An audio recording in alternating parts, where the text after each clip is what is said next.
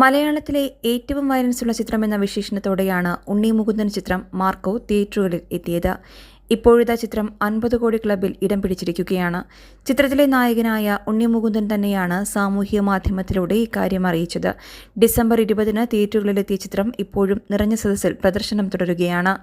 Marco 5 ദിവസത്തിൽ ലോകമെമ്പാടു നിന്നും 50 കോടി നേടിയെന്ന് ഉണ്ണി മുകുന്ദൻ തന്റെ ഫേസ്ബുക്ക് അക്കൗണ്ടിൽ കുറിച്ചു. നിങ്ങളുടെ അടുത്തുള്ള തിയേറ്ററിൽ വിജയകരമായി പ്രദർശനം തുടരുന്നു. ഇതാണ് ഉണ്ണി മുകുന്ദൻ ഫേസ്ബുക്കിൽ കുറിച്ചത്. ചിത്രം 50 കോടി നേടിയതിന്റെ പ്രത്യേക പോസ്റ്ററും ഉണ്ണി മുകുന്ദൻ പങ്കുവച്ചിട്ടുണ്ട്. ക്യൂബ്സ് എന്റർടൈൻമെന്റ്സിന്റെ ബാനറിൽ ഷെരീഫ് മുഹമ്മദ് നിർമ്മിച്ച് ഹനീഫ് അദേനി തിരക്കഥെഴുതി സംവിധാനം ചെയ്ത മാർക്കോ 5 ഭാഷകളിലായാണ് ലോകമെങ്ങുമുള്ള തിയേറ്ററുകളിൽ എത്തിയത്. ഉണ്ണി മുകുന്ദന്റെ കരിയറിലെ ഏറ്റവും ഹൈപ്പുള്ള കഥാപാത്രങ്ങളിലൊന്നാണ് മാർക്കോ ജൂനിയർ. സ്വാഗ് കൊണ്ടും ലുക്ക് കൊണ്ടും നായകനേക്കാൾ നിറഞ്ഞുനിന്ന മാർക്കോയുടെ 2ാം വരവാണോ ഇതെന്നും പലരും ചോദിച്ചിരുന്നു. കഥാപാത്രത്തിനായി ഉണ്ണി ശാരീരികമായി ഏറെ പരിവർത്തനങ്ങളും നടത്തിയിരുന്നു.